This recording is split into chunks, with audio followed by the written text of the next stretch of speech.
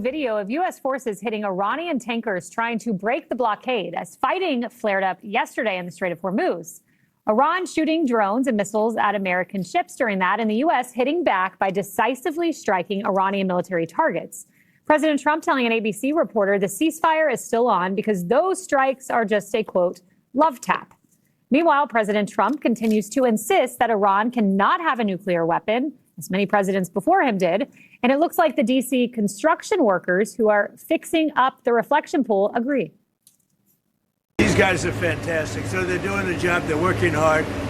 And they agree. Does anybody think Iran should have a nuclear weapon so they can blow you up? No.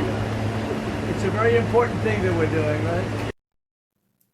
So everyone knows that. Well, that is everyone except the former Vice President, Kamala Harris. When you look at this war in Iran, which the American people do not want, which was not authorized by conference, but even if it was, it should not have been initiated.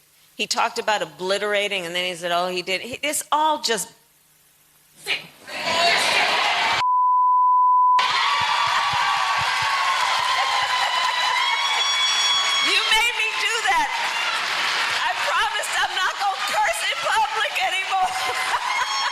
I'm not going to dismiss him as being an idiot.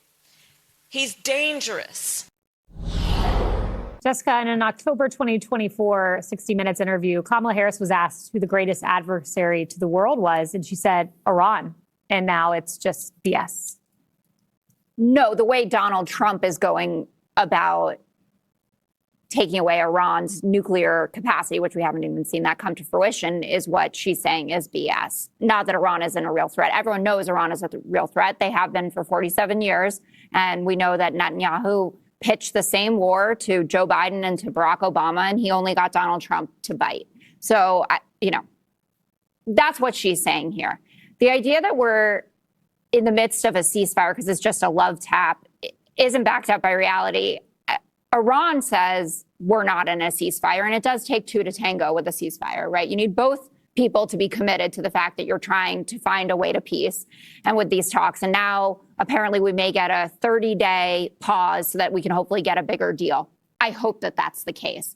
But what we have seen at each juncture of this, where we hear from our administration, Iran, they're on the back foot, all this economic sanctions, they're being totally crushed. They're going to fall tomorrow. No, the next day, the next day, the next day. Now there's this new CIA report that Iran could survive a naval blockade for 3 to 4 months. 3 to 4 month timeline on this. They have dug in. Their foreign minister was in China this week, showing the support that they're getting and that they're uniformly on the same page with them. We know that China can prop them up. They can certainly give them the money that they need to keep surviving here. And so I don't really know where all of this is going. I want to remain glass half full. I hope that we get a compromise, a sparkly deal. I'm sure and I have some sparkles on my jacket today. But the imminent collapse of Iran that we were promised has not come to fruition. Jesse, when Joe Biden was asked what the message to Iran was, he said, don't. Kamala was asked, she said, don't. When Trump was asked the same question, he said, I would bomb the bleep out of them. I think I'd take that approach. Yeah, Jessica says China's going to give them money. How, Jessica? There's a blockade. They can't get anything in or out.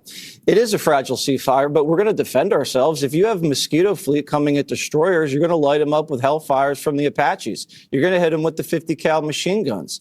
And then they tried to lob some drones and short-range missiles at us, and we lit up the whole coastline with airstrikes. Goodbye. We've also knocked out some blockade runners because they can't store oil. We hit them up with the F-18 Super Hornets, and they turned right around. They're running out of storage, and that's why the New York Times is reporting they're leaking oil all over the strait. It's an environmental catastrophe. Where's Al Gore? Isn't it funny? You don't hear any Democrats complaining about Iran. You listen to Jessica. She doesn't say anything about Iran. Just all it talks about is Donald Trump's the bad guy here. They're slaughtering women. They're polluting the strait. They have blocked the strait. Which have caused energy prices to rise. And they're like lobbing missiles at civilian targets. And they're always like, Donald Trump this, Donald Trump that.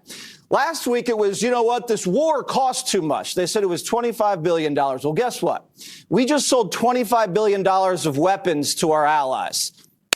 So now it's a scratch, right? Billion. So it's just, nope. Read the news, Jessica. $25 billion. We just that doesn't include the repairs that we have to make to all of the equipment that they've destroyed. Okay, so now you also said I don't really. Yeah, you also said that we were running out of missiles. So how are we running out of missiles? Ask JD Vance. How are we running out of missiles if we're selling all the missiles to our friends in the Middle East? Then there was this. Another leak from the CIA, anonymous sources during the Trump administration. Oh, Iran has 75% of their missiles still. Really? We're still going to buy anonymous leaks from the CIA deep state to hurt Trump? Oh, they have 4 to 6 months left. Really? Then why are they leaking all their oil into the Strait? Listen, we're supposed to get some sort of counter proposal tonight. Trump's driving a pretty hard bargain. He's saying, give us all the enriched uranium, freeze for decades. You can't do anything underground, shut down every single nuke site. It's a pretty hard bargain. So it's going to take a little while. I don't know what they're going to come back with. No one knows. But if they don't, you still have bridge and power plant day. You could still take Carr. You could still lop off a few layers of the leadership. I'm willing to play this out. I think we have the upper hand if you look at the economy. Emily, you made the great point today that we follow moment by moment what happens on our TV screen, but we do not know what's happening behind the cameras in the diplomacy. Indeed. And I think the reason that critics are calling this, a violation of the ceasefire and whatnot is because they're not used to the fact that he's actually using de-escalating rhetoric and it's combined with the deterrence. Usually he's the one that's sort of escalating in his rhetoric. He is threading the needle of strength and restraint right now. And we know that he has significant deterrence. That's the U.S. military, and that's been how we've been acting this entire time. But right now, he's trying to control the political temperature. And that's a good thing. So I'm not quite sure why those on the left are decrying this and sort of looking at his dismissing of it. Not that it's insignificant militarily, but that he's saying, look, guys, I'm trying to signal to Iran that they're acting out and they will absolutely meet the heat if they continue doing this. I'm showing them what's going to happen. But it's a preview. It's not some type of explosion. And I think he wants Iran to know that America can hit back instantly and decisively while also signaling to voters and markets that this isn't an endless war and that we're not going to be there for months.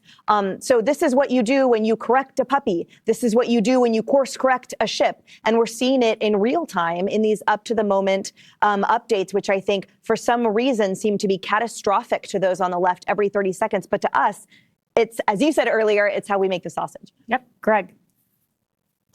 Well, I'm going to be honest, my personal opinion, I feel like this story is getting old. I mean, it reminds me of, this Iran story reminds me when you have relatives come stay and first week's great, second week, then I just want to get back to my den. I want the place to myself. You don't want a bored Greg Gutfeld because then I'm up to no good. The things I do when I draw. Oh my God, it's horrible. But that's my personal opinion. But I trust the guys in charge. If they need a few more weeks to drain Iran's economy, I'm going to give it to them because they've been pretty good on everything else. They're not lying to me. I mean, it's quite a change from the old administration. I mean, why are we listening to Kamala Harris? Remember, she told us she was the border czar. What did she do? And also, I don't know what the Democrats really want.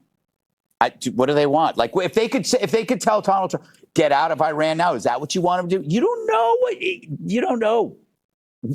know what you want. Trump's just doing what the Dems promised they would do, but never would, which was get rid of the Iranian threat. So it's always deeds versus words. The Dems fill the air with these words, but then there's no action. Meanwhile, the border is closed, crime is dropped, Maduro's locked up, drug kingpins and boats are dead. Iran's mulch. What drives Dems crazy is Trump did these things and made it look easy. And that kind of makes them look really, really stupid because they were like, we can't do this. How could he do that? It's just called having balls and knowing how to do things. And when you work in real jobs, you do know how to do things. That's the problem with Democrats, Jessica. They don't know how to do anything, and it makes me sick to my stomach. And right now, I'm essentially just talking. I gathered that. All right, well, on to this Fox. Nếu quý vị thấy nội dung này hữu ích, xin hãy ủng hộ kênh bằng cách nhấn đăng ký, bấm thích và để lại bình luận bên dưới. Sự đồng hành của quý vị là nguồn động lực quý báu để chúng tôi tiếp tục mang đến những nội dung tốt hơn trong các chương trình tiếp theo.